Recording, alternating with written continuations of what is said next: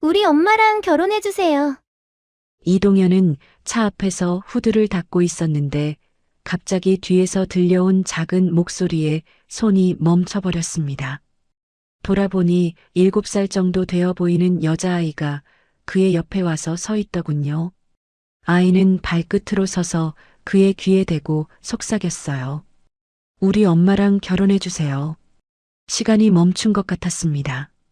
7월의 뜨거운 햇살 아래 국도 갓길에서 동현은 완전히 얼어붙었죠. 손에 들고 있던 더러운 걸레가 그대로 바닥에 떨어졌어요.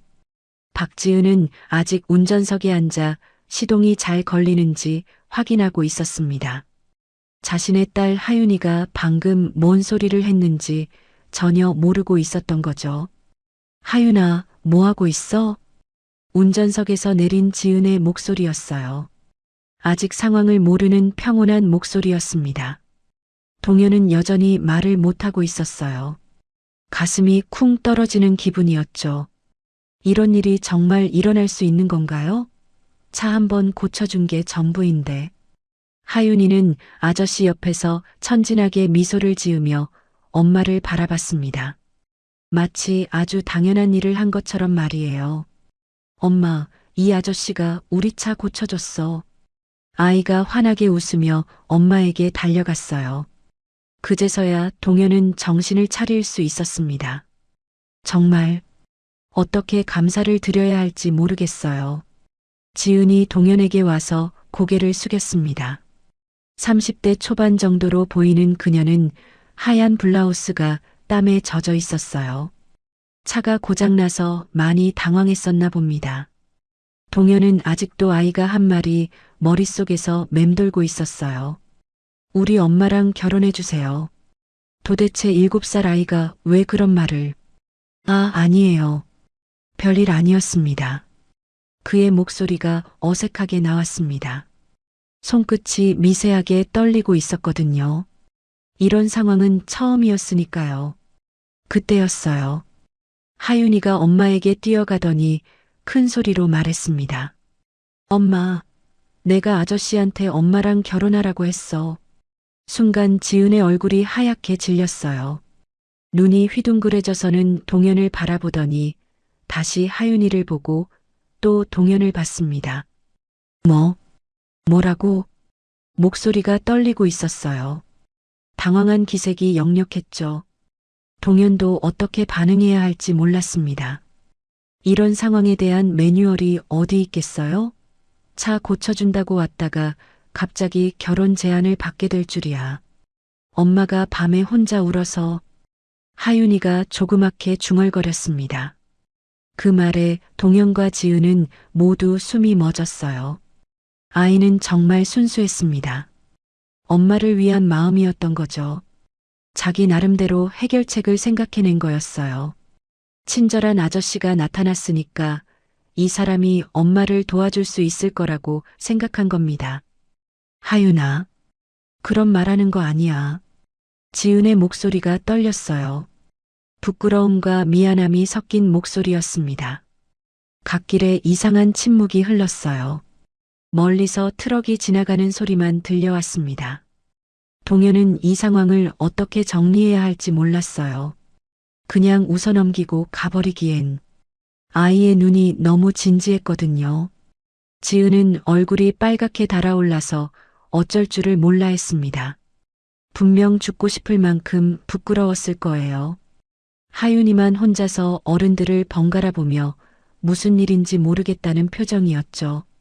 동현은 깊게 숨을 들이마셨습니다. 그리고 무릎을 굽혀서 하윤이와 눈높이를 맞췄어요. 하윤아, 정말 착한 마음이구나. 아이의 눈이 반짝였습니다. 하지만 결혼은 정말 큰일이야. 아저씨와 엄마가 서로를 더 잘 알아야 하거든.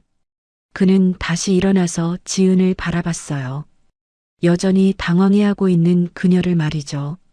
그런데 친구는 될 수 있을 것 같은데요? 사실 동현이 그 갓길에서 박지은 모녀를 만나게 된 건 정말 우연이었어요. 아니, 어쩌면 운명이었을지도 모르겠습니다. 3시간 전만 해도 그는 완전히 다른 상황에 있었거든요. 동현 정비소, 그의 작은 가게에서 말이죠. 이런 젠장할. 동현은 유압잭 앞에 쪼그리고 앉아 한숨을 내쉬고 있었습니다. 15년 된 낡은 리프트가 드디어 수명을 다한 거였어요. 메인 실린더에서 기름이 줄줄 새고 있었죠. 바닥에 고인 유압 오일을 보며 그의 어깨가 축 처졌어요. 이 기계가 없으면 정비소 운영이 불가능한데 수리비만 해도 최소 300만 원은 들 텐데 그럴 돈이 어디 있겠어요? 그날은 정말 모든 게 꼬였어요. 아침부터 단골 김 사장이 트럭 엔진 오버홀 건으로 화를 내며 나갔거든요. 이동현 씨, 이게 뭡니까? 부품값만 200만 원이라고요? 다른 곳은 절반 가격인데. 동현이 아무리 설명해도 소용없었어요. 요즘 정품 부품 가격이 얼마나 올랐는지, 품질이 얼마나 중요한지 말해도 김 사장은 듣지 않았죠. 그럼 다른 곳에서 하세요. 저는 정품만 씁니다. 동현의 고집 때문에 김 사장은 그냥 트럭을 끌고 가버렸어요. 그 일로 이번 달 매출의 절반이 날아간 거였죠. 가뜩이나 빠듯한데 점심때가 되니까 핸드폰이 울렸어요. 은행에서였습니다. 이동현 고객님, 대출 연장 관련해서 오늘 중으로 방문해 주세요. 동현의 가슴이 철렁했어요. 좋은 소식일 리가 없었거든요. 은행 창구에 앉아 있는데 대출 담당 직원이 차가운 목소리로 말했어요. 이동현 씨, 연체가 벌써 2달째인데요. 이번 주 안에 밀린 이자라도 입금하지 않으면 얼마나 밀렸습니까? 이자만 80만 원입니다. 동현의 등에서 식은땀이 흘러내렸어요. 통장 잔고는 고작 35만 원. 어디서 80만 원을 구하죠? 집으로 돌아오는 길에 민호 생각이 났습니다.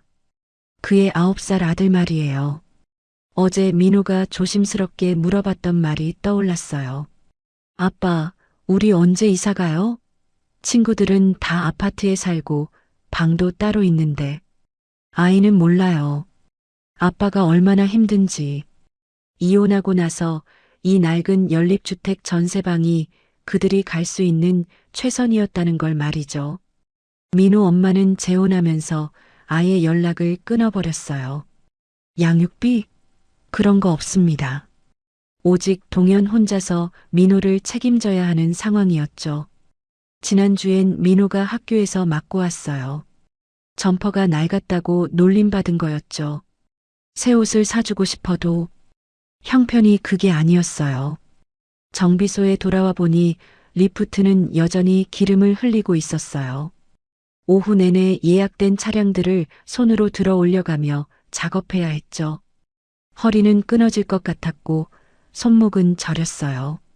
이런 식으로 언제까지 버틸 수 있을까 하는 생각이 들었습니다. 오후 4시쯤 동현은 작업복 주머니에서 담배를 꺼냈어요. 금연한 지 1년이 넘었는데 이런 날엔 어쩔 수 없더라고요. 옆 상가 김치찌개집 사장 김 여사가 걱정스럽게 다가왔어요. 민호 아버지, 얼굴이 왜 그래? 무슨 일 있어? 아, 그냥 좀 힘든 일이 있어서요. 거짓말이었죠. 좀 힘든 게 아니라 아예 막다른 길에 몰린 기분이었거든요. 오후 5시가 되자 동현은 정비소 문을 일찍 닫기로 했어요. 어차피 장비도 제대로 안 되는데 뭘 하겠어요? 민호는 학교 방과 후교실에 있을 텐데. 집에 가서 라면이라도 끓여주고 내일 일은 내일 생각하자는 마음이었어요. 낡은 봉고 트럭에 시동을 걸면서 문득 이런 생각이 들었습니다. 이렇게 사는 게 맞나? 아이에게 미안하지 않나? 정말 모든 걸 포기하고 싶었어요. 어디 공장이라도 들어가서 월급이나 받으며 사는 게 나을 것 같았죠. 적어도 매달 정해진 돈은 들어올 테니까요. 집으로 가려면 국도를 타야 했어요. 평소보다 차가 별로 없어서 쌩쌩 달리고 있었죠. 라디오에서는 경쾌한 트로트가 나오고 있었지만 동현의 마음은 전혀 그렇지 않았어요. 온통 걱정뿐이었거든요. 내일 은행에 뭐라고 말하지? 민호 학원비는 어떻게 하지? 리프트 수리비는 또 어디서? 창밖으로 지나가는 논밭을 보며 그는 생각했어요. 차라리 농사라도 짓는 게 나을까? 하지만 땅도 없고 나이도 이미 40이 다 되어 가는데. 그때였어요. 저 앞쪽에서 하얀 연기가 모락모락 피어오르는 게 보였죠. 처음엔 그냥 지나가려고 했어요. 자기 일도 아니고 그날 하루 종일 힘들었거든요. 하지만 가까이 가보니 파란색 소나타 한 대가 갓길에 서 있고 보닛에서 김이 나고 있더라고요. 그리고 차 옆에 여자 한 분이 서서 울고 있었어요. 뒷좌석엔 작은 아이가 앉아 있었고요. 아이는 창밖을 보며 무서워하는 표정이었죠. 동현은 그냥 지나갈 수 없었어요. 아무리 자신이 힘들다고 해도 자신보다 더 급한 사람이 있는데 모른 척할 순 없었거든요. 특히 아이가 있는 걸 보니까 민호 생각이 났어요. 만약 자신이 민호와 함께 길에서 차가 고장났다면 누군가 도와주길 바랐을 테니까요. 동현은 트럭을 갓길에 세우고 비상등을 켰습니다. 뒷차들이 위험하지 않게 말이죠. 안녕하세요. 무슨 일이세요? 동현이 다가가자 그 여자분이 깜짝 놀라며 고개를 들었어요. 눈이 빨갛게 부어 있었죠. 이 사람이 바로 박지은이었습니다. 초등학교 교사인 그녀는 그날 하윤이와 함께 시골 할머니를 뵈러 가는 길이었어요. 죄송해요. 차가 갑자기 이상해져서. 지은의 목소리가 떨리고 있었어요. 정말 많이 당황한 상태였죠. 저 정비소 운영하고 있어요. 한번 봐드릴까요? 그때 뒷좌석에 있던 하윤이가 창문을 내리더니 조그맣게 말했어요. 엄마가 울고 있어요. 그 말에 동현의 가슴이 뭉클해졌습니다. 아이도 얼마나 무서웠을까요? 보닛을 열어보니 역시나 라디에이터 호스가 터진 거였어요. 여름철엔 흔한 고장이었죠. 다행히 큰 문제는 아니에요. 호스만 갈아주면 됩니다. 동현이 말하자 지은의 얼굴에 희망이 스쳤어요. 얼마나 들까요? 조심스럽게 물어보는 지은의 목소리에서 경제적으로 여유가 없다는 게 느껴졌어요. 그녀의 지갑을 보니 10,000원짜리 몇 장이 전부였죠. 그 순간 동현은 결심했습니다. 이분에게는 돈을 받지 않기로. 부품비만 받을게요. 공임은 서비스고요. 사실 그것도 거짓말이었어요. 부품비도 받지 않을 생각이었거든요. 지은이 놀란 표정으로 동현을 바라봤어요. 정말요? 그런데 저희가 이렇게 신세를 져도 되는 건가요? 괜찮아요. 저도 아이가 있어서 마음이 아프네요. 정말 그랬어요. 하윤이를 보니까 민호가 생각났거든요. 그렇게 동현은 1시간 동안 정성껏 차를 고쳐줬습니다. 자신의 하루 피로와 스트레스가 조금씩 사라지는 기분이었어요. 누군가를 도와준다는 건 이런 기분이었구나. 하지만 그 뒤에 하윤이가 그에게 한 말은 정말 상상도 못했죠. 그 작은 귓속말이 두 가족의 운명을 바꿔놓을 줄은 그때 아무도 몰랐어요. 7월 15일 오후 2시 국도 31호선은 아스팔트가 녹을 것처럼 뜨거웠습니다.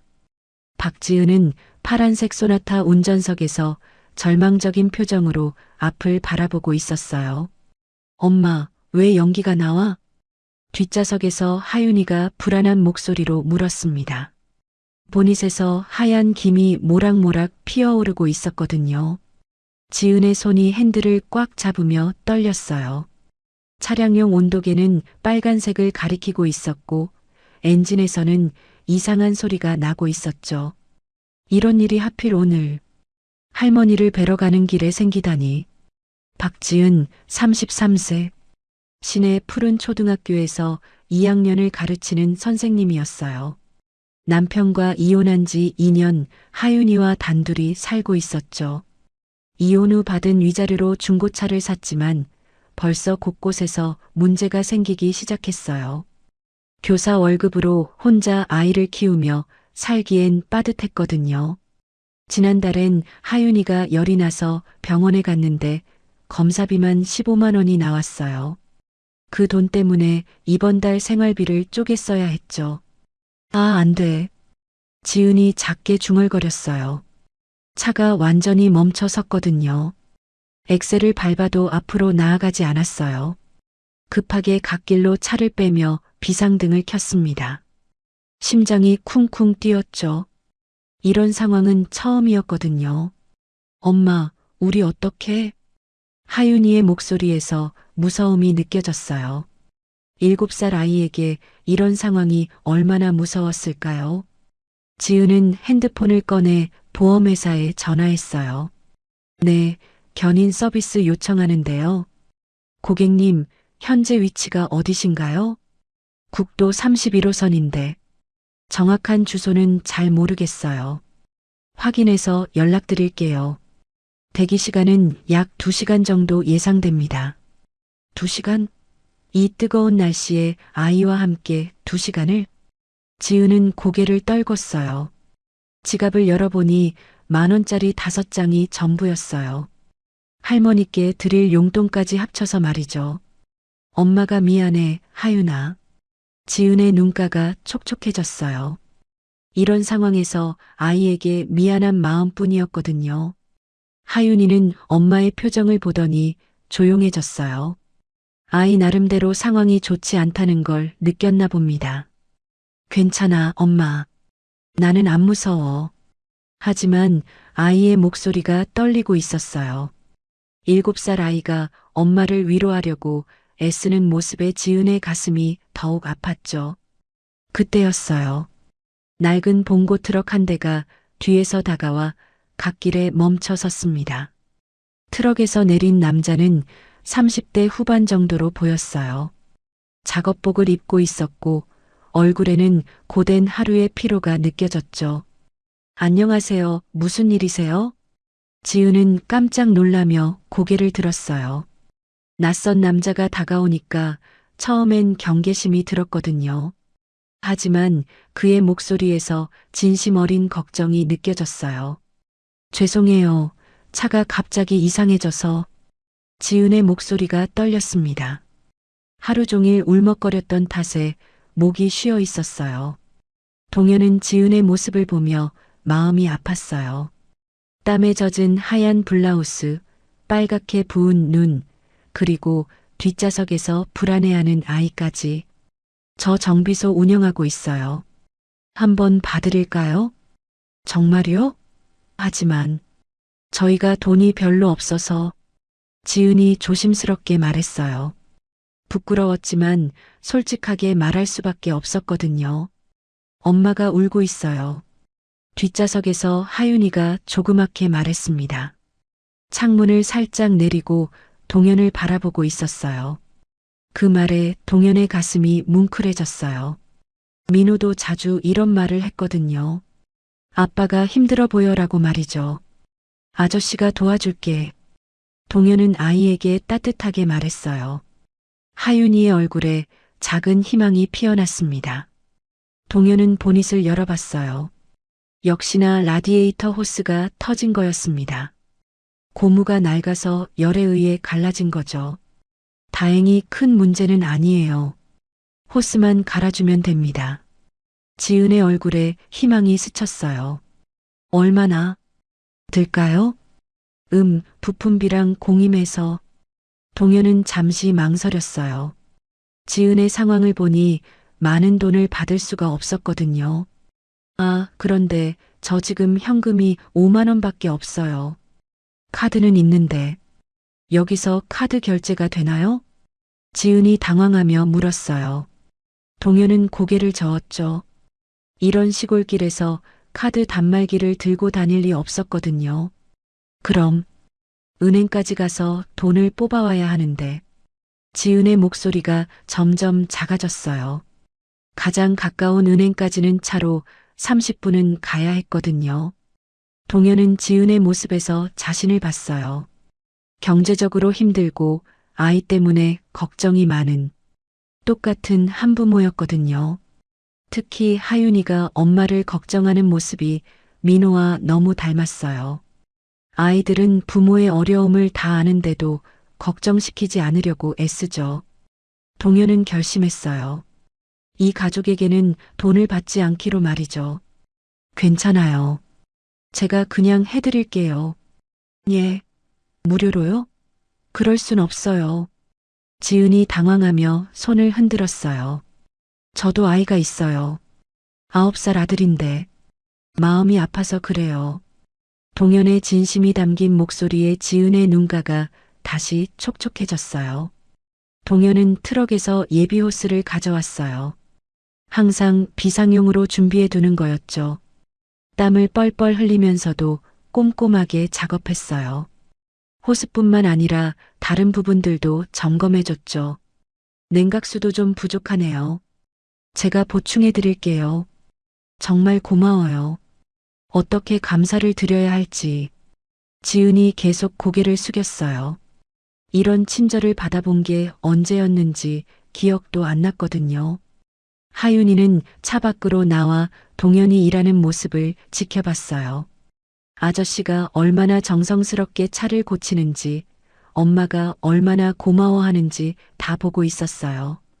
아저씨, 더워요? 물 드릴까요? 괜찮아, 하윤아. 거의 다 끝났어. 동현이 아이에게 웃어주자 하윤이도 환하게 웃었어요. 자, 이제 시동 걸어보세요. 동현이 더러워진 손을 닦으며 말했어요. 지은이 조심스럽게 시동을 걸었죠. 엔진 소리가 부드럽게 돌아갔어요. 아까 그 끔찍한 소리는 온데간데 없이 사라졌죠. 정말 고쳐진 건가요? 지은의 목소리에는 믿기지 않는다는 기쁨이 담겨 있었어요. 정말 어떻게 감사를 드려야 할지 연락처라도 알려주세요. 나중에 꼭 보답하고 싶어요. 지은이 간절히 부탁했어요. 하지만 동현은 손을 흔들었죠. 괜찮아요. 저도 남일 같지 않아서요. 그때 하윤이가 동현 앞으로 다가왔어요. 아이의 눈에는 특별한 빛이 있었죠. 뭔가 중요한 결심을 한 것 같은 그런 표정이었어요. 동현은 아이가 무슨 말을 할지 전혀 예상하지 못했습니다. 바로 그 순간 하윤이는 발끝으로 서서 동현의 귀에 대고 속삭였어요. 그 귓속말이 세 사람의 운명을 완전히 바꿔놓을 줄은 아무도 몰랐죠. 우리 엄마랑 결혼해주세요.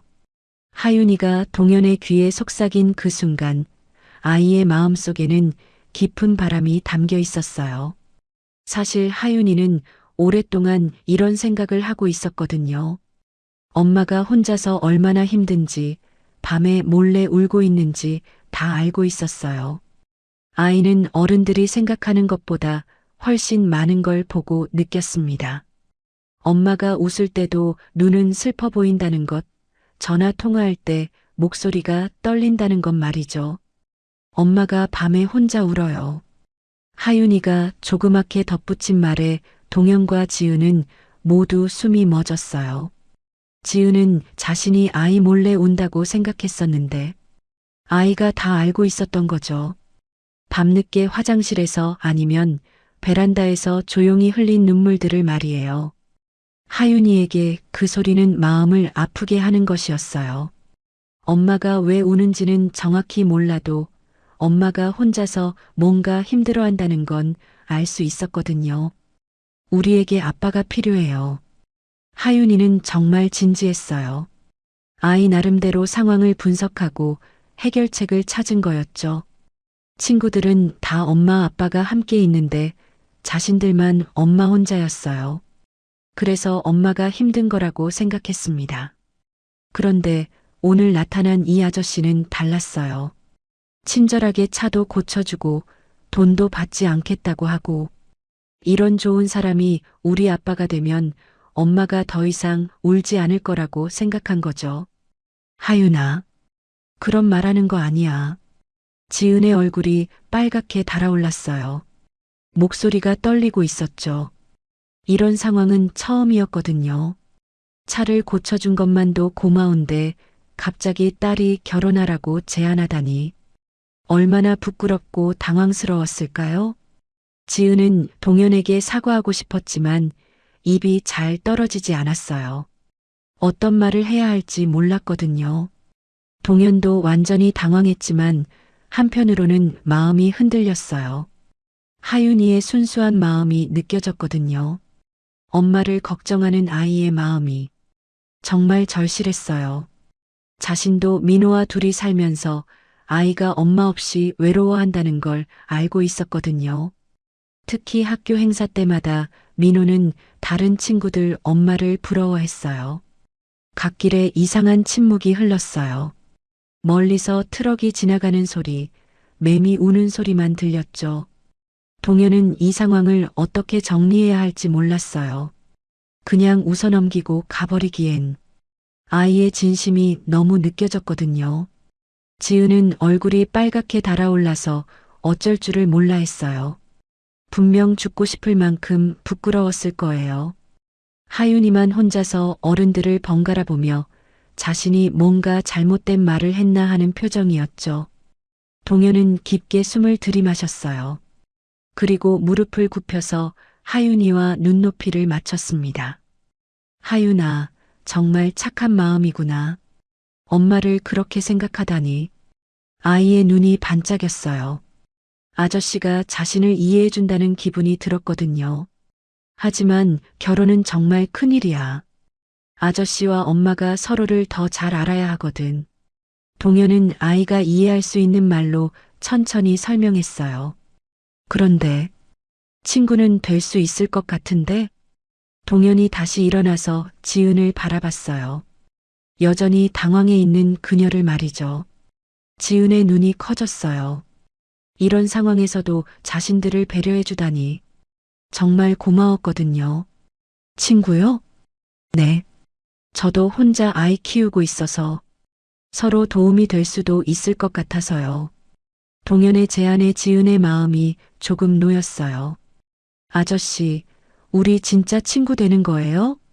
하윤이가 기대에 찬 목소리로 물었어요. 아이에게는 친구든 뭐든 좋았거든요. 엄마가 혼자가 아니게 되는 거니까요. 그래, 친구 되자. 동현은 아이의 머리를 쓰다듬어 줬어요. 보들보들한 머리카락이 손끝에 느껴졌습니다.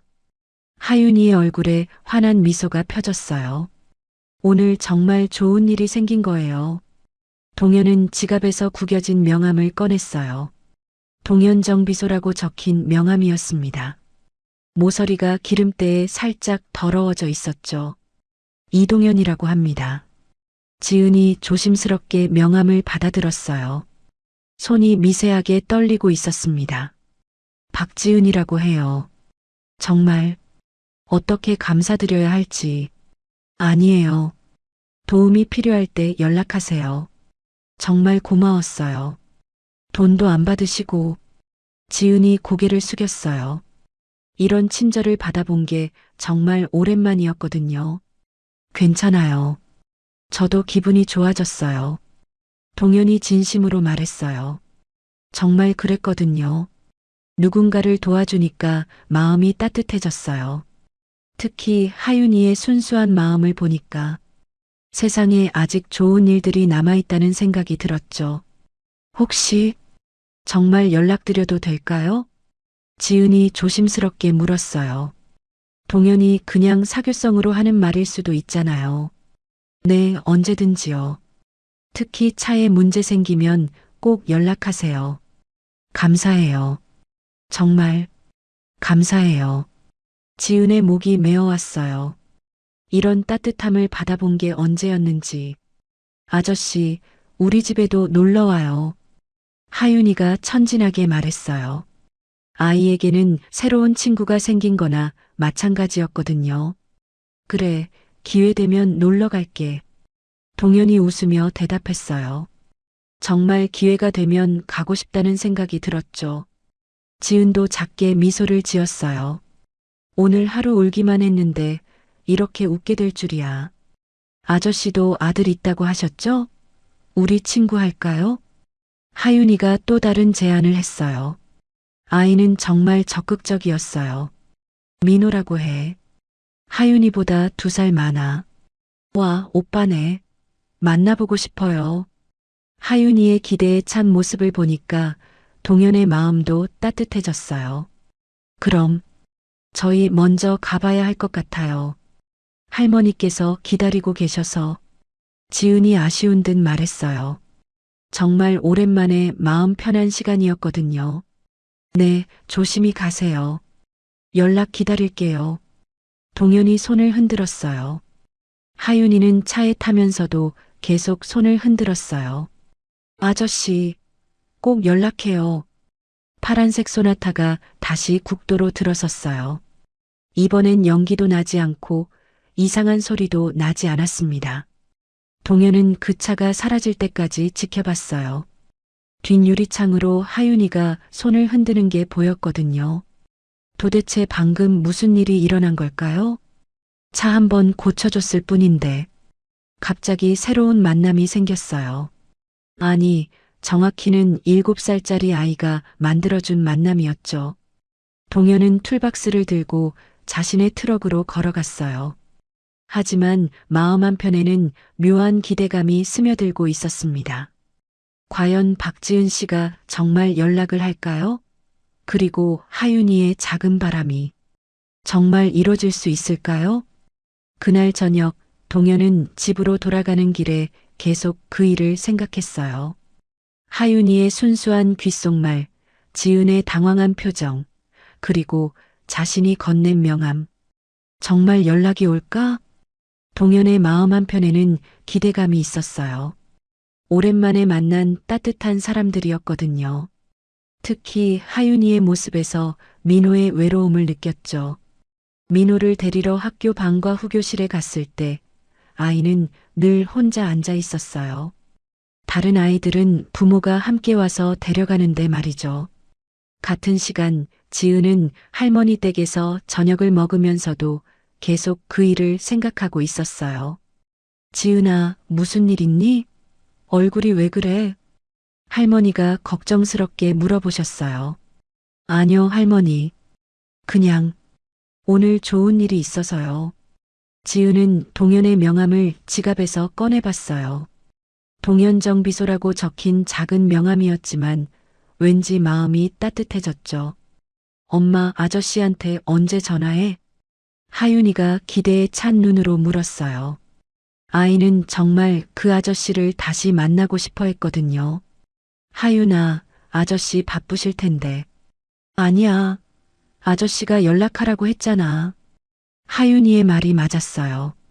동현은 분명히 연락하라고 했었죠. 하지만 지은은 여전히 망설여졌어요. 이틀 후 화요일 저녁, 지은은 마침내 용기를 냈어요.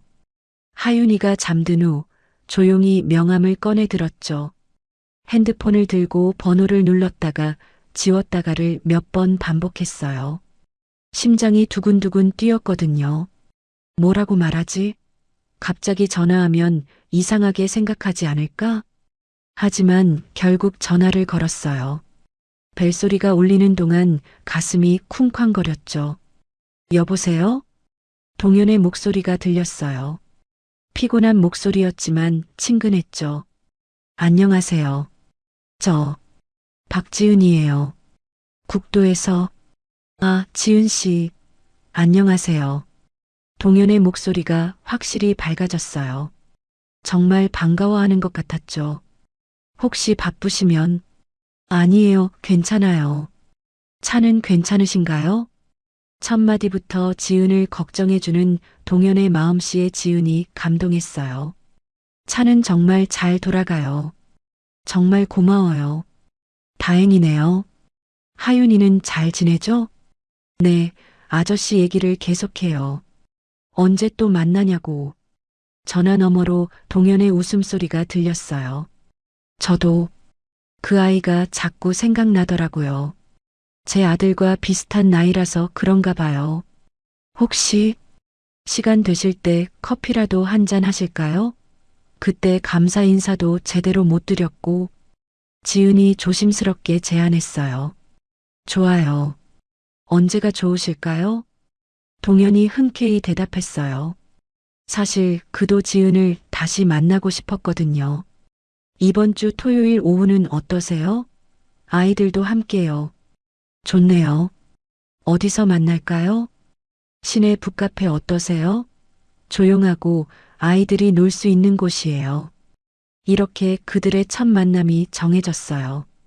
토요일 오후 2시 북카페 책과 쉼. 지은은 일찍 와서 자리를 잡고 앉아 있었어요. 하윤이는 신이 나서 아저씨 올 시간만 기다리고 있었죠. 엄마, 아저씨 아들도 온대? 그럼 민호라고 하더라. 나보다 2살 많으니까 오빠네. 뭘 좋아할까? 하윤이는 벌써부터 민호와 친해질 생각에 들떠 있었어요. 오후 2시 10분쯤 동현이 민호와 함께 나타났어요. 민호는 아빠 뒤에 숨어서 조금 부끄러워하고 있었죠. 안녕하세요. 동현이 지은에게 인사했어요. 정비소에서 볼 때와 달리 깔끔한 셔츠를 입고 있었죠. 안녕하세요. 일찍 왔어요. 지은도 평소보다 신경 써서 옷을 입었어요. 연한 분홍색 원피스에 가디건을 걸쳤죠. 안녕. 나는 하윤이야. 하윤이가 먼저 다가가서 인사했어요. 민호는 여전히 아빠 뒤에서 쭈뼛거리고 있었고요. 민호야, 인사해. 동현이 부드럽게 말하자 민호가 작게 인사했어요. 안녕. 나는 민호야. 오빠, 뭐 좋아해? 나는 그림 그리기 좋아해. 하윤이의 적극성에 민호가 조금씩 마음을 열었어요. 아이들이 책을 보러 간 사이 동현과 지은은 마주 앉았어요. 처음엔 서로 어색했죠. 커피 드릴게요. 뭘로 하실래요? 아메리카노로 주세요. 저도 같은 걸로요. 지은이 주문하러 가는 동안 동현은 카페 안을 둘러봤어요. 아늑하고 조용한 분위기였죠. 이런 곳에 온 게 정말 오랜만이었어요. 민호 아빠는 이혼하신 지 얼마나 되셨어요? 지은이 조심스럽게 물었어요. 2년 정도 됐어요. 지은 씨는? 저도 비슷해요. 2년 조금 넘었고요. 서로 비슷한 처지라는 걸 확인하니까 조금 마음이 놓였어요. 힘드시죠? 동현이 진심으로 물었어요. 같은 상황이니까 얼마나 힘든지 알 수 있었거든요. 처음에는 정말 힘들었어요. 모든 걸 혼자 해야 한다는 게. 지은의 목소리가 작아졌어요. 저도 그랬어요. 특히 민호가 아픈 날엔. 정비소 문을 닫고 병원에 데려가야 하니까 수입도 없어지고. 맞아요. 하윤이 열날 때 학교도 못 가고. 서로의 어려움을 나누니까 마음이 한결 가벼워졌어요. 민호는 성격이 어떤가요? 조용한 편이에요. 좀 내성적이고 친구 사귀는 것도 어려워해요. 하윤이는 정반대예요. 너무 적극적이어서 때로는 걱정되기도 하고. 2사람은 웃었어요. 아이들 얘기를 하니까 자연스럽게 대화가 이어졌죠. 혹시 주말에 시간 되실 때가 많으신가요? 동현이 조심스럽게 물었어요. 네, 주말엔 비교적 여유 있어요. 동현 씨는? 저도 주말엔 정비소 문을 일찍 닫아서 민호와 시간을 보내려고 하는데 갈 곳이 별로 없어서요. 그러게요. 아이랑 둘이서 갈 만한 곳이 많지 않죠. 그럼 다음 주말에 아이들과 함께 공원이라도 갈까요? 동현이 제안했어요. 좋은 생각이에요. 하윤이가 정말 좋아할 것 같아요. 지은의 얼굴에 밝은 미소가 펴졌어요. 그때 아이들이 뛰어왔어요. 엄마, 민호 오빠가 만화책 빌려줬어. 아빠, 하윤이가 그림 그려줬어. 아이들도 벌써 친해진 것 같았어요. 그럼 다음 주 토요일에 또 만날까? 네. 하윤이가 가장 큰 소리로 대답했고 민호도 수줍게 고개를 끄덕였어요. 이렇게 네 사람의 조심스럽지만 따뜻한 만남이 시작되었습니다. 다음 주 토요일 시내 중앙공원. 오전 10시에 약속을 잡았지만 하윤이는 9시 30분부터 언제가? 를 연발했어요. 하윤아, 아직 시간 안 됐어. 빨리 가자. 민호 오빠 기다리고 있을 거야. 지은은 하윤이의 들뜬 모습을 보며 미소 지었어요. 아이가 이렇게 누군가를 기대해야 하는 건 정말 오랜만이었거든요. 공원에 도착하니 동현과 민호가 벤치에 앉아 기다리고 있었어요. 민호는 아빠 옆에 가만히 앉아 있었지만 마음속으론 궁금했어요. 지난주에 만난 그 활발한 여자아이가 오늘은 어떨까? 아빠, 하윤이 정말 올까? 물론이지. 약속했잖아. 나랑 놀아줄까? 민호는 걱정이었어요. 평소에 친구들과 어울리는 걸 어려워했거든요. 조용한 성격이라 먼저 다가가는 것도 쉽지 않았고요. 민호 오빠. 멀리서부터 하윤이가 손을 흔들며 달려왔어요. 민호는 깜짝 놀라며 몸을 움츠렸죠. 안녕. 기다렸어? 하윤이가 숨을 헐떡이며 민호 앞에 섰어요. 오늘은 분홍색 원피스를 입고 머리에 리본을 달고 있었죠. 응. 안녕. 민호가 작게 대답했어요. 여전히 부끄러워하고 있었지만 지난번보다는 나은 것 같았어요. 뭐하고 놀까? 하윤이가 물었지만 민호는 대답을 못했어요. 평소에 혼자 노는데 익숙해서 다른 아이와 뭘 해야 할지 몰랐거든요. 그네 탈래? 민호가 머뭇거리자 하윤이가 먼저 그네로 뛰어갔어요. 오빠도 와. 하지만 민호는 선뜻 따라가지 못했어요. 다른 아이들도 그네를 타고 있었거든요. 민호가 좀 내성적이라서 걱정이에요. 동현이 지은에게 조심스럽게 말했어요. 괜찮아요. 하윤이가 워낙 활발해서 금세 친해질 거예요. 하지만 지은도 속으론 걱정됐어요. 하윤이가 너무 적극적이어서 민호를 부담스럽게 하는 건 아닐까 하고 말이죠. 두 어른은 멀리서 아이들을 지켜보며 마음을 졸였어요. 한참 혼자 그네를 타던 하윤이가 민호에게 다가왔어요. 오빠, 왜 안 와? 그냥 다른 애들이 많아서. 민호의 말에 하윤이는 금세 이해했어요. 오빠가 다른 아이들이 많은 곳을 싫어한다는 걸 알아차린 거죠. 그럼 저쪽 가자. 하윤이가 사람이 별로 없는 잔디밭 쪽을 가리켰어요. 잔디밭에 앉은 두 아이. 처음엔 조용했지만 하윤이가 가방에서 스케치북을 꺼냈어요. 오빠, 그림 볼래? 민호의 눈이 반짝했어요. 사실 민호도 그림 그리는 걸 좋아했거든요. 우와, 잘 그렸다. 정말? 오빠도 그림 그려? 응, 조금. 뭐 그리는 걸 좋아해? 로봇이랑 자동차. 나도 로봇 좋아해. 같이 그려볼까?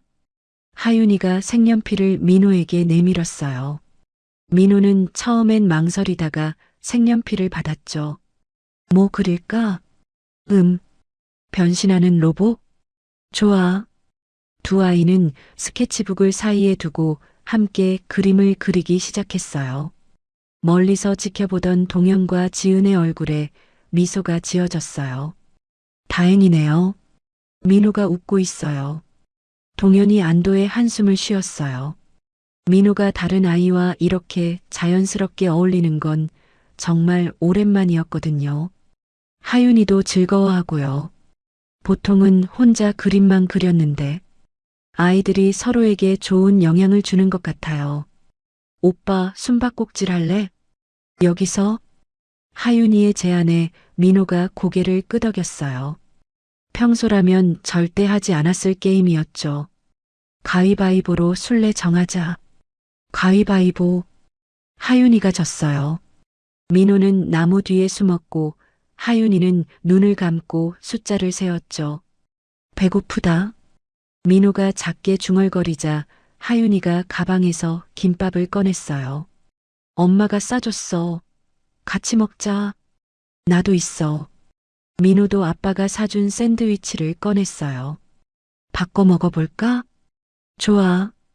두 아이는 서로의 음식을 나눠 먹으며 더욱 가까워졌어요. 하윤아, 너 재밌다. 민호가 처음으로 먼저 말을 걸었어요. 하윤이의 얼굴이 환해졌죠. 정말? 나도 오빠 좋아. 우리 계속 친구하자. 당연하지. 민호의 얼굴에도 환한 미소가 펴졌어요. 오랜만에 보는 진심 어린 웃음이었죠. 아이들이 놀고 있는 동안 동현과 지은도 자연스럽게 대화했어요. 민호 표정이 완전히 달라졌어요. 하윤이도요. 집에서는 혼자 놀 때가 많았는데 아이들이 친구가 생기니까 좋네요. 정말 다행이에요. 민호가 이렇게 밝은 모습을 보여준 게 언제였는지 동현의 목소리에 감동이 담겨 있었어요. 아빠, 하윤이가 나한테 그림 가르쳐 줬어. 민호가 뛰어와서 자랑했어요. 손에는 색연필로 그린 로봇 그림이 들려 있었죠. 우와, 정말 잘 그렸네. 민호 오빠가 로봇 변신하는 거 그려줬어. 하윤이도 신이 나서 그림을 보여줬어요. 벌써 집에 가야 해? 민호가 아쉬워했어요. 평소라면 집에 빨리 가고 싶어 했는데 오늘은 달랐죠. 나도 더 놀고 싶어. 하윤이도 마찬가지였어요. 다음 주에 또 만날까? 동현이 제안했고 지은이 고개를 끄덕였어요. 좋아요. 헤어질 시간이 되자 두 아이는 아쉬워했어요. 민호 오빠 다음 주에 꼭 와. 응, 꼭 올게. 민호가 확실하게 대답했어요. 이런 모습을 보는 게 얼마만인지. 동현과 지은은 서로를 바라봤어요. 아이들뿐만 아니라 자신들에게도 새로운 희망이 생긴 것 같았거든요. 그럼 다음 주에요. 네, 다음 주에 봬요. 네 사람 모두의 얼굴에는 환한 미소가 떠 있었어요. 오늘은 정말 특별한 하루였습니다. 마치 한 가족처럼 자연스러웠던 그 시간들. 각자의 마음 속에는 새로운 가능성이 피어나고 있었어요. 공원에서의 만남 이후 몇 주가 흘렀어요. 어느새 네 사람은 자연스럽게 서로의 일상 속으로 들어가 있었습니다. 화요일 저녁 지은의 핸드폰이 울렸어요. 지은 씨, 혹시 바쁘세요? 동현의 목소리였어요. 조금 당황스러운 느낌이었죠. 아니요, 괜찮아요. 무슨 일이세요? 갑자기 급한 수리건이 들어와서 민호 학원 픽업을 못할 것 같아서요. 아, 그럼 제가 하윤이 데리러 갈 때 민호도 함께 데려올게요. 지은이 주저없이 대답했어요. 이미 몇 번 그런 적이 있었거든요. 정말 괜찮으세요? 너무 폐를 끼치는 것 같아서. 괜찮아요. 하윤이도 민호랑 함께 있는 걸 좋아해요. 정말 그랬어요. 하윤이는 민호 오빠와 함께 있을 때 더 행복해 했거든요. 1시간 후 지은이 두 아이를 데리고 집에 왔어요. 숙제부터 하자. 네. 민호가 대답했어요. 요즘 민호는 하윤이와 함께 있을 때 훨씬 적극적이었어요. 오빠, 나도 옆에서 할게. 하윤이도 민호 옆에 앉아서 자신의 숙제를 꺼냈어요. 지은은 두 아이가 나란히 앉아 공부하는 모습을 보며 따뜻한 기분이 들었어요. 저녁 8시쯤 동현이 민호를 데리러 왔어요. 정말 고마워요. 어떻게 보답해야 할지. 별 말씀을요. 저도 도움이 되는 일이 있으면 언제든 말해요. 그럼 이번 주말에 차 점검해 드릴게요. 요즘 이상한 소리 난다고 하셨잖아요. 이렇게 서로 도우며 자연스럽게 가까워지고 있었어요. 토요일 아침 동현이 공구를 들고 지은의 집에 왔어요. 차 한번 봐드릴게요. 고마워요. 커피 드릴게요. 지은이 커피를 내리는 동안 아이들은 거실에서 함께 만화를 보고 있었어요. 아저씨가 차 고쳐주는 거야? 하윤이가 민호에게 물었어요. 응, 우리 아빠 차 고치는 거 진짜 잘해. 민호가 자랑스럽게 말했어요. 차 점검이 끝난 후 지은이 제안했어요. 저녁 같이 드실래요? 김치찌개 끓였는데 괜찮을까요? 너무 패가. 아니에요. 너무 많이 했어요. 동현이 고마운 마음으로 고개를 끄덕였어요. 집에서 라면 끓여 먹는 것보다 훨씬 좋았거든요. 식탁에 앉은 네 사람. 자연스럽게 대화가 오갔어요. 민호야, 많이 먹어. 지은이 민호에게 반찬을 올려주었어요. 고맙습니다. 민호가 공손하게 대답했어요. 요즘 민호는 말도 많아지고 밝아졌어요. 하윤아, 김치 먹어봐. 동현도 하윤이를 챙겨줬어요. 네, 아저씨가 주는 김치가 더 맛있어. 저녁을 먹으며 동현은 이상한 기분을 느꼈어요. 마치 정말 가족이 된 것 같은 따뜻함이었죠. 지은도 마찬가지였어요. 오랜만에 느끼는 완전한 안정감이었거든요. 이런 게 행복이구나. 두 사람 모두 마음속으로 같은 생각을 하고 있었어요. 하지만 모든 게 순조롭지만은 않았어요. 어느 날 저녁, 동현이 늦게 지은의 집에 민호를 데리러 왔어요. 죄송해요. 손님이 늦게 와서. 괜찮아요. 하지만 지은의 목소리에는 약간의 피로가 섞여 있었어요. 지은 씨, 혹시 제가 너무 부탁드리는 게 아닌가요? 동현이 조심스럽게 물었어요. 아니에요, 괜찮아요. 지은이 대답했지만 마음 한편으론 부담스러웠어요. 매번 민호를 돌봐주는 게 말이죠. 정말 미안해요. 다른 방법을 찾아볼게요. 며칠 후 두 사람은 카페에서 마주 앉았어요. 아이들은 학교에 있는 시간이었죠. 동현 씨, 우리 솔직하게 얘기해요. 지은이 먼저 말을 꺼냈어요. 저도 혼자 아이 키우느라 힘들어요. 도와드리고 싶지만 제 한계도 있고. 맞아요. 저도 그래요. 동현이 고개를 끄덕였어요. 우리가 너무 빨리 가는 건 아닐까요? 지은이 걱정스럽게 말했어요. 그럴 수도 있겠네요. 서로에게 의존하게 되는 것 같아서. 하지만 지은이 잠시 망설이다가 말했어요. 저는 이런 관계가 나쁘지 않아요. 혼자일 때보다 훨씬 좋거든요. 저도 그래요. 동현이 진심을 담아 말했어요.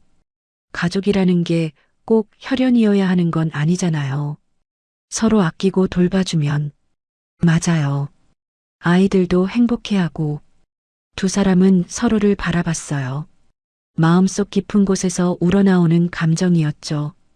그럼 이렇게 하면 어떨까요? 동현이 제안했어요.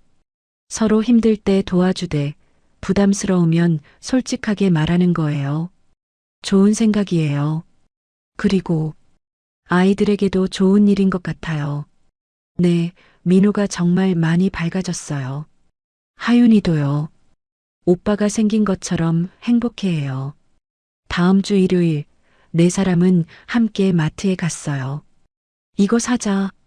하윤이가 과자를 들고 있었어요. 그건 너무 달아. 이거는 어때? 민호가 다른 과자를 추천했어요. 오빠가 고른 거면 좋을 거야. 우리 오늘 뭐 먹을까? 지은이 물었어요. 삼겹살은 어떠세요? 동현이 제안했어요. 좋아요. 아이들도 좋아할 거예요. 그럼 고기 사고, 야채도 사고. 장을 보는 동안 마치 정말 한 가족처럼 자연스러웠어요. 계산을 할 때도 서로 먼저 내겠다고 하고 짐을 나눠서 들고. 이제 정말 가족 같네요. 지은이 웃으며 말했어요. 그러게요. 좋은 가족이요. 동현도 웃으며 대답했어요. 아이들은 앞에서 손을 잡고 걸어가고 있었어요. 마치 진짜 남매처럼 말이죠. 그 모습을 보며 동현과 지은은 같은 생각을 했어요. 이런 행복이 계속 이어졌으면 좋겠다. 하지만 그들은 아직 서로에 대한 진짜 마음을 확인하지 못했어요. 그저 조심스럽게 한 걸음씩 다가가고 있을 뿐이었죠. 3개월이 흘렀어요. 어느 화요일 저녁 아이들은 민호의 집에서 숙제를 하고 있었고 동현과 지은은 부엌에서 설거지를 하고 있었어요. 접시 닦을게요. 지은이 동현 옆에 서서 설거지를 도왔어요. 어느새 이런 모습이 자연스러워져 있었죠. 고마워요. 동현이 미소 지으며 말했어요. 이런 평범한 일상이 얼마나 소중한지 느끼고 있었거든요. 설거지를 마치고 두 사람이 거실에 앉았어요. 아이들은 민호 방에서 조용히 놀고 있었죠. 지은이 깊게 숨을 들이마셨어요. 며칠 전부터 계속하고 싶었던 말이 있었거든요. 동현 씨, 네, 제가 질문 하나 해도 될까요? 지은의 목소리가 평소보다 진지했어요. 그때 국도에서 저희를 도와주셨을 때 지은이 조심스럽게 말을 이어갔어요. 왜 그냥 지나가지 않으셨을까요? 하윤이가 그런 말을 했을 때도 왜 도망가지 않으셨어요? 동현의 가슴이 쿵 떨어졌어요. 지은이 정말 중요한 질문을 한 거였거든요. 동현은 잠시 생각했어요. 정말 솔직하게 대답해야겠다고 마음먹었죠. 사실 처음엔 그냥 지나가려고 했어요. 그런데 지은 씨 모습을 봤어요. 절망하고 계시는 모습을. 그리고 하윤이가 무서워하는 모습도.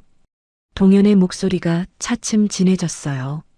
그때 제가 생각한 건 만약 제가 민호와 함께 그런 상황에 있다면 어떨까 하는 거였어요. 동현이 계속 말했어요. 누군가 도와주길 간절히 바랐을 텐데. 그런데 모든 사람이 그냥 지나간다면. 지은의 눈가가 촉촉해졌어요. 동현의 마음을 이해할 수 있었거든요. 하윤이가 그런 말을 했을 때는 정말 놀랐어요. 동현이 웃으며 말했어요. 하지만 그 아이의 눈을 보니까 정말 간절했어요. 엄마가 밤에 혼자 울어요라고 했을 때 그 말을 기억하세요? 어떻게 잊을 수 있겠어요? 그 순간 저는 깨달았어요. 뭘 깨달으셨어요? 지은이 조심스럽게 물었어요. 제가 도와야 할 사람은 차가 고장난 여자가 아니라 혼자서 아이를 키우며 힘들어하는 또 다른 부모라는 걸요. 동현의 말에 지은의 가슴이 뭉클해졌어요. 저 자신을 본 것 같았어요. 혼자서 아이 키우며 울고 있는 동현 씨. 지은의 목소리가 떨렸어요. 눈물이 글썽거렸죠. 정말 그런 마음이셨던 거예요? 네. 그리고 지금도 마찬가지예요. 동현이 지은을 바라봤어요. 진심이 담긴 눈빛이었죠. 지은 씨와 함께 있으면 제가 혼자가 아니라는 기분이에요. 사실 제가 이혼하고 나서 정말 힘들었어요. 동현이 자신의 이야기를 시작했어요. 매일 밤 민호 재우고 나면 앞으로 어떻게 살아야 할지 막막했어요. 지은이 조용히 듣고 있었어요. 특히 민호가 엄마는 언제 와? 라고 물을 때마다 가슴이 찢어지는 것 같았어요. 저도 똑같았어요. 지은이 작게 말했어요. 하윤이가 친구들 아빠 이야기할 때마다 미안하고 속상했어요. 정말 힘드셨겠어요. 밤에 혼자 울었던 것도. 맞아요. 하윤이가 다 알고 있었네요. 지은이 씁쓸하게 웃었어요. 그런데 요즘은 달라요. 동현이 말했어요. 지은 씨와 하윤이가 있어서 집에 오는 게 기대돼요. 정말요? 네. 민호도 그래요. 하윤이 이야기를 하며 웃는 걸 보면 정말 행복해 보여요. 지은의 얼굴에 미소가 스쳤어요. 저도 고백할 게 있어요. 지은이 용기를 냈어요. 동현 씨가 없었다면 저희는 어떻게 되었을까 생각해요. 무슨 말씀이세요? 그날 차가 고장 났을 때 정말 절망적이었어요. 돈도 없고 도와줄 사람도 없고. 그런데 동현 씨가 나타나셨어요. 천사처럼. 지은의 목소리가 떨렸어요. 돈도 받지 않고 도와주시고, 하윤이한테도 친절하게 해주시고, 당연한 일이었어요. 아니에요. 당연하지 않아요. 누구나 할 수 있는 일이 아니거든요. 하지만 저는 두려워요. 지은이 솔직하게 말했어요. 또 실패할까봐. 하윤이가 다시 상처받을까봐. 동현이 지은의 손을 가만히 잡았어요. 저도 무서워요. 민호에게 또 다른 이별을 경험하게 할까봐. 그럼 어떻게 하죠? 지은이 물었어요. 천천히 가면 어떨까요? 동현이 말했어요. 서로의 마음을 확인해 가면서, 아이들도 생각하면서. 좋은 생각이에요. 지은이 고개를 끄덕였어요. 하지만 한 가지는 확실해요. 동현이 지은을 바라보며 말했어요. 저는 지은 씨와 하윤이 없는 삶은 이제 상상할 수 없어요. 지은의 눈에서 눈물이 떨어졌어요. 기쁨의 눈물이었죠. 저도 마찬가지예요. 두 사람은 서로를 바라봤어요. 말하지 않아도 알 수 있었어요. 서로를 향한 마음이 같다는 걸 말이죠. 그때 아이들의 웃음소리가 들려왔어요. 엄마, 오빠가 로봇 만들어줬어. 아빠, 하윤이가 그림 그려줬어. 두 어른은 웃었어요. 아이들도 행복해하고 자신들도 행복했어요. 이제 정말 새로운 시작이었습니다. 조심스럽지만 확실한 마음으로 네 사람이 함께 만들어갈 미래를 향해 걸어가는 거였어요.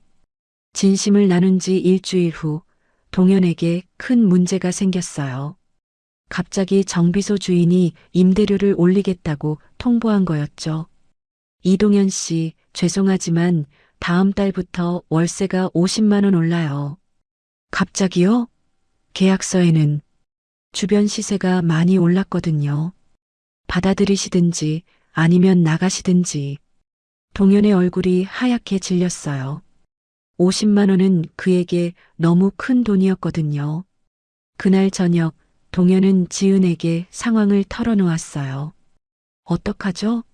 월세를 올려주자니 수입이 딸리고 다른 곳으로 이사하자니 보증금이 없고. 지은이 동현의 절망적인 표정을 보며 가슴이 아팠어요. 혹시 제가 도울 수 있는 일이 있을까요? 아니에요. 이건 제 문제니까. 하지만 동현의 목소리에는 힘이 없었어요. 며칠 후 지은이 학교에서 동료 교사들과 얘기하던 중이었어요. 지은아, 요즘 남자친구 생겼다며? 아, 그냥 친구예요. 친구? 아이들 데리고 다니면서? 김 선생이 의미심장하게 웃었어요. 조심해. 혼자 사는 남자들, 특히 아이 있는 남자들은 보통 뭔가 목적이 있어. 그리고 너도 아이 있잖아. 섣불리 사귀면 하윤이만 고생해. 재혼 실패하는 사람들 봤지? 아이들이 가장 피해를 봐. 지은의 가슴이 답답해졌어요. 동료들의 말이 자꾸 머릿속에 맴돌았거든요. 정말 제대로 된 선택인 걸까? 하윤이에게 좋은 걸까? 의심이 들기 시작했어요. 동현도 마찬가지였어요. 정비소 근처 상인들이 이런저런 말을 했거든요. 동현이 형, 요즘 여자분이랑 잘 돼가나? 조심해야지. 여자들, 특히 애 딸린 여자들은 경제적으로 의존하려고 해. 아, 그런 게 아니야. 그래도 조심해. 형도 힘든데 남의 애까지 키울 여유 있어? 설상가상으로 민호가 갑자기 아팠어요. 고열로 응급실에 갔더니 폐렴 초기 증상이었죠. 입원하셔야겠어요. 의사의 말에 동현의 머리가 하얘졌어요. 병원비가 얼마나 나올지. 아빠, 나 많이 아파? 괜찮아. 금방 나을 거야. 하지만 동현의 마음은 무거웠어요. 지은이 병원으로 달려왔어요. 하윤이와 함께였죠. 민호야, 괜찮아? 네. 민호가 기운 없이 인사했어요. 동현 씨, 병원비 걱정하지 마세요. 제가 안 돼요. 그럴 순 없어요. 동현이 단호하게 말했어요. 자존심이 상했거든요. 왜 안 되는데요? 우리가 무슨 사이라고. 지은이 목소리를 높였어요. 그게 문제예요. 우리가 무슨 사이인지 명확하지 않잖아요. 그럼 뭐예요? 그냥 친구라는 거예요? 갑자기 둘 사이에 차가운 침묵이 흘렀어요. 지금은 그게 맞는 것 같아요. 동현의 말에 지은이 상처받았어요. 병원 복도에서 하윤이가 불안해했어요. 엄마, 왜 아저씨랑 싸워? 싸우는 게 아니야. 하지만 하윤이는 알고 있었어요. 어른들 사이에 뭔가 문제가 생겼다는 걸 말이죠. 민호 병실에서도 민호가 걱정했어요. 아빠, 지은 선생님이 화났어? 아니야, 괜찮아. 하지만 아이도 느낄 수 있었어요. 민호가 태어난 후 일주일 동안 두 사람 사이에는 어색한 분위기가 흘렀어요. 지은은 동현에게 연락하지 않았고 동현도 마찬가지였죠. 아이들만 서로를 그리워했어요. 엄마, 민호 오빠는 언제 봐? 조금 있다가. 하지만 언제가 될지는 지은도 몰랐어요. 지은은 밤마다 고민했어요. 정말 이게 맞는 걸까? 하윤이만 상처받는 건 아닐까? 동현도 마찬가지였어요. 내가 너무 자존심만 챙긴 건 아닐까? 민호도 하윤이를 그리워하는데. 두 사람 모두 후회하고 있었지만 먼저 연락하기는 어려웠어요. 그때 민호가 용기를 냈어요. 아빠, 하윤이랑 지은 선생님한테 전화해. 민호야, 나 하윤이 보고 싶어. 그리고 지은 선생님도. 민호가 처음으로 자신의 마음을 확실하게 표현했어요. 아빠가 미안하다고 해. 나 때문에 아프다고. 동현이 지은에게 전화했어요. 지은 씨, 안녕하세요. 네, 안녕하세요. 서로 어색했지만 동현이 먼저 사과했어요. 죄송해요. 제가 너무 고집을 부렸네요. 아니에요. 저도 너무 성급했어요. 두 사람의 목소리가 조금씩 부드러워졌어요. 사실 일주일 동안 정말 힘들었어요. 지은이 솔직하게 말했어요. 동현 씨와 민호가 없으니까 뭔가 비어있는 기분이었어요. 저도 그랬어요. 지은 씨와 하윤이가 없으니까 집이 너무 조용하고 우리 정말 바보 같았네요. 이번 일로 알았어요. 동현이 말했어요. 우리는 이미 가족이나 다름없다는 걸요. 맞아요.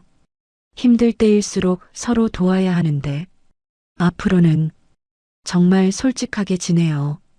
체면이나 자존심 때문에 서로 상처 주지 말고. 네, 약속해요. 다음 날 네 사람이 다시 만났을 때 아이들이 가장 기뻤어요. 민호 오빠, 하윤아. 아이들이 서로 껴안으며 기뻐했어요. 오빠 아픈 건 다 나았어? 응, 다 나았어. 하윤이가 보고 싶었어. 동현과 지은은 그런 아이들을 보며 미소 지었어요. 우리가 헤어지면 이 아이들이 가장 힘들겠네요. 그러게요. 앞으로는 정말 신중하게 행동해야겠어요. 시련을 겪고 나니 오히려 네 사람의 유대가 더 깊어졌어요. 이제는 정말 무엇이든 함께 헤쳐나갈 수 있을 것 같았죠.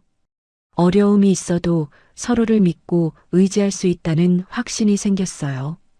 그것이 바로 진정한 가족의 모습이었습니다. 시련을 극복한 지 6개월이 지났어요. 이제 네 사람은 정말 한 가족처럼 지내고 있었습니다. 동현의 정비소도 안정을 되찾았어요.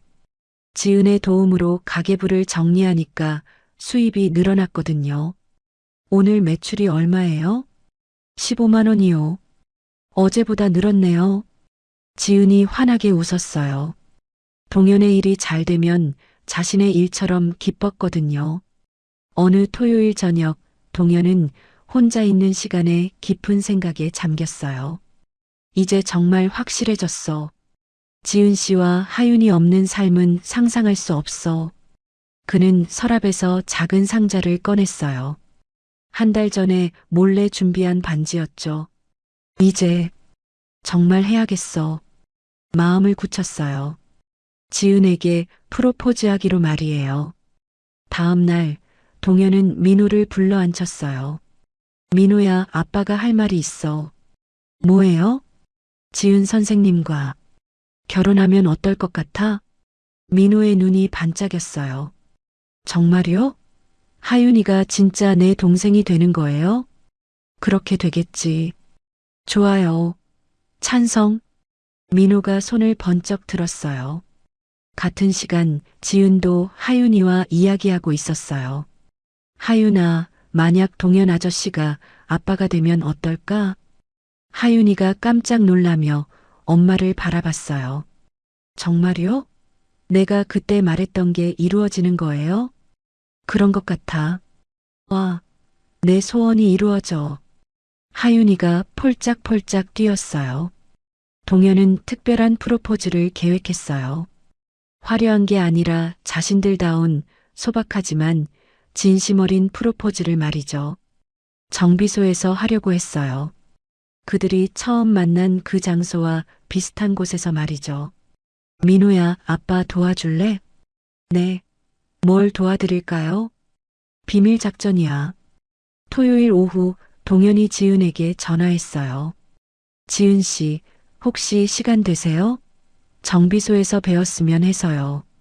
지금요? 무슨 일이세요? 그냥 보여드리고 싶은 게 있어요. 지은이 하윤이와 함께 정비소로 향했어요. 정비소에 도착한 지은이 깜짝 놀랐어요. 평소와 달리 깔끔하게 정리되어 있었고 작은 꽃다발도 놓여 있었거든요. 뭐예요, 이거? 엄만 예뻐. 하윤이가 신이 나서 꽃을 만져봤어요. 동현이 민호와 함께 나타났어요. 두 사람 모두 정장을 입고 있었죠. 지은 씨. 동현이 지은 앞에 섰어요. 손에는 작은 상자를 들고 있었죠. 6개월 전에 제가 한 말 기억하세요? 무슨 말이요? 천천히 가자고 했던 말이요. 지은의 가슴이 두근거렸어요. 뭔가 특별한 일이 일어날 것 같았거든요. 이제는 확신해요. 동현이 무릎을 꿇었어요. 지은 씨, 저와 결혼해 주세요. 지은의 눈에서 눈물이 쏟아졌어요. 너무 갑작스럽고 너무 기뻤거든요. 동현 씨, 완벽한 남편이 될 자신은 없어요. 하지만 지은 씨를 사랑하고 하윤이를 내 딸처럼 아끼겠어요. 엄마, 빨리 대답해. 하윤이가 손뼉을 치며 소리쳤어요. 지은 선생님, 우리 가족이 되어주세요. 민호도 용기를 내어 말했어요. 지은은 울고 웃으며 고개를 끄덕였어요. 네. 정비소에 환호성이 울려 퍼졌어요. 동현이 떨리는 손으로 지은의 손가락에 반지를 끼워줬어요. 예뻐요. 고마워요. 지은이 동현을 꼭 껴안았어요. 정말 오랜만에 느끼는 안정감이었거든요. 하윤이와 민호도 두 어른을 껴안으며 기뻐했어요. 프로포즈 후 2달 동안 결혼 준비를 했어요. 화려한 결혼식 대신 소박하고 따뜻한 결혼식을 원했거든요. 하객은 누구를 부를까? 가족들과 정말 가까운 친구들만요. 아이들이 주인공인 결혼식으로 해요. 정말 4사람 모두가 행복한 결혼식을 계획했어요. 11월의 어느 따뜻한 토요일, 작은 예식장에서 결혼식이 열렸어요. 하윤이는 예쁜 드레스를 입고 꽃을 뿌리는 역할을, 민호는 반지를 전달하는 역할을 맡았어요. 하윤이 예쁘다. 민호도 멋있어. 아이들이 서로를 칭찬하며 웃었어요. 이동현, 박지은을 평생 사랑하고 지켜주겠습니까? 네. 박지는 이동현을 평생 사랑하고 지켜주겠습니까? 네. 그리고 목사님이 특별한 질문을 추가했어요. 민호, 지은 씨를 엄마로 받아들이겠습니까? 네. 하윤이, 동현 씨를 아빠로 받아들이겠습니까? 네. 이제 여러분은 한 가족입니다. 모든 사람이 박수를 쳤어요. 지은과 동현은 키스했고 아이들은 환호했어요. 이제 정말 가족이에요. 하윤이가 소리쳤어요. 네, 정말 가족이야. 동현이 네 사람을 모두 껴안았어요. 결혼식이 끝나고 네 사람은 처음 만났던 국도를 지나가고 있었어요. 여기서 모든 게 시작됐네요. 지은이 감회에 젖어 말했어요. 하윤이 덕분이에요. 동현이 웃으며 말했어요. 내가 한 말 맞죠? 하윤이가 자랑스럽게 말했어요. 맞아. 네 말이 맞았어. 차 안에는 따뜻한 웃음이 가득했어요. 아빠, 우리 이제 정말 행복하게 살 수 있어요? 민호가 물었어요. 그럼 우리 네 명이 함께니까. 약속해요. 하윤이가 새끼손가락을 내밀었고 네 사람이 모두 새끼손가락을 걸었어요. 그렇게 작은 귓속말로 시작된 기적 같은 이야기가 해피엔딩을 맞았습니다. 때로는 가장 작은 말 한마디가 인생을 바꿀 수 있다는 것을, 진정한 가족은 혈연이 아니라 사랑으로 만들어진다는 것을 보여준 따뜻한 이야기였어요. 하윤이의 순수한 귓속말이 네 사람에게 새로운 행복을 선물해 준 거죠. 그리고 그 행복은 앞으로도 계속 이어질 것입니다.